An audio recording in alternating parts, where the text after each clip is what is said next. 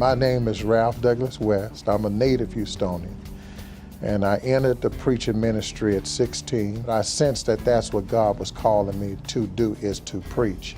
And I surrendered to that. But I love teaching. I really love digging into scripture, and not just the scripture, but theology and history and church history. But I do teach in a seminary. I teach homiletics, the art of sermon design and delivery at Baylor University's Truett Theological Seminary in Waco, Texas. In a church with 1,000 people, almost everything that you need is inside that church. You know, everything that you can think of, and if it's not in that, they know somebody who does it. The good news, again, we talk about preaching and proclamation, good news. It's not just good news how to get to heaven, but it's good news on how to get along with one another on planet Earth. And one of the ways that we can do that is be neighborly to each other, and to be resourceful for one another. Well, probably the most fascinating thing on our agenda is our children and our youth. So we're building over 50,000 square feet of building for children and youth, and that's what we're really excited about. We talk about the church without walls, rebuilding a generation.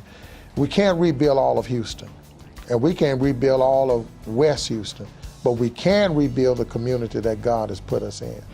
Pastor West is like a second father to me. When I first came, he was really welcoming, and he made me feel like I was one of his children.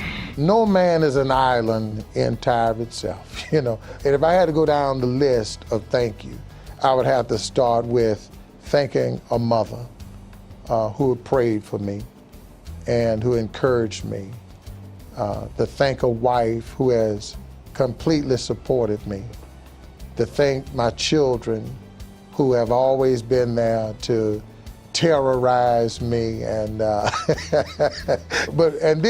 to thank the Lord for a pastor, who has put so much in me.